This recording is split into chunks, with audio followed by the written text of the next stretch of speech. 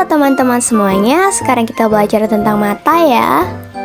Apa sih mata itu? Mata umumnya digunakan untuk melihat objek yang jauh dan dekat atau melihat kondisi di sekitar. Setiap bagian dari mata memiliki peranannya masing-masing untuk menghasilkan sebuah visual yang biasanya kita lihat. Lalu apa saja bagian-bagian dari mata?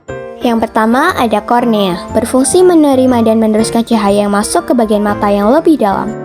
Lalu yang kedua, pupil, yaitu berfungsi untuk mengatur banyak sedikitnya cahaya yang masuk ke mata. Lalu yang ketiga, lensa, di mana berfungsi memfokuskan cahaya yang masuk ke mata supaya tepat jatuh di retina. Yang keempat, retina, berfungsi menangkap serta meneruskan cahaya dari lensa hingga ke saraf mata. 5. Iris, berfungsi memberikan warna pada mata. 6. Otot siliari, berfungsi menjaga kelenturan mata. 7. Sklera, berfungsi untuk melindungi struktur mata yang sangat halus dari melekatnya otot bola mata. 8. Koroid, berfungsi untuk mencegah pantulan cahaya di bagian dalam bola mata dengan cara menyerap semua cahaya yang masuk ke mata. 9. Saraf optik, berfungsi mentransmisikan impuls cahaya yang ditangkap retina menuju otak, menghubungkan ke bagian belakang dekat makula. Setelah belajar mengenai struktur mata, sekarang kita belajar tentang sel batang dan sel kerucut pada mata.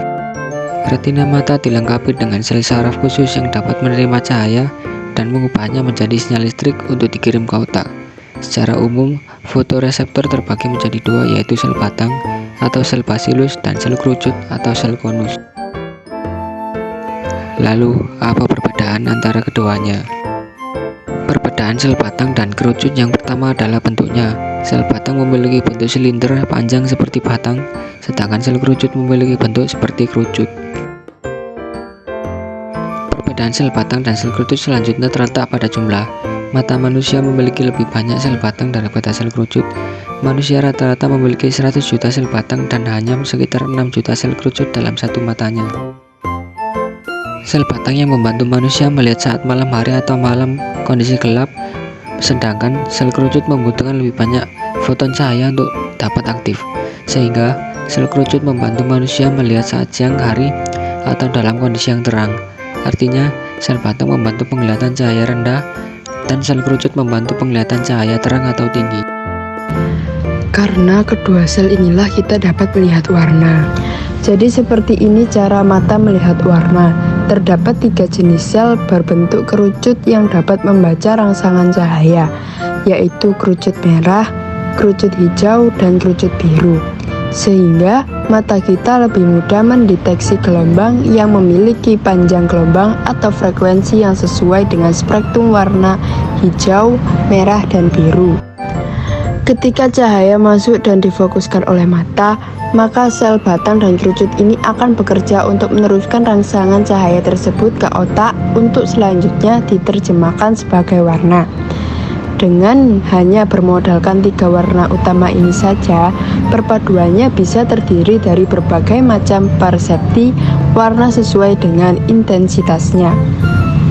Nah, sekarang kita akan belajar bagaimana cara mata kita melihat. Yang pertama, cahaya memantulkan citra objek dan terhantar pada garis lurus menuju mata. Lalu, cahaya masuk melalui kornea menuju pupil dan diteruskan ke lensa mata. Selanjutnya, kornea dan lensa membelokkan atau membiaskan cahaya agar difokuskan ke retina. Lalu, sel fotoreseptor pada retina mengonversikan cahaya menjadi gelombang elektrik. Step selanjutnya, gelombang elektrik mengalir melalui saraf optik menuju otak. Lalu, otak memproses sinyal-sinyal tersebut menjadi sebuah bayangan. Akhirnya, karena proses tersebut, kita dapat melihat sebuah benda, di mana proses mata melihat benda bersamaan dengan mata melihat warna.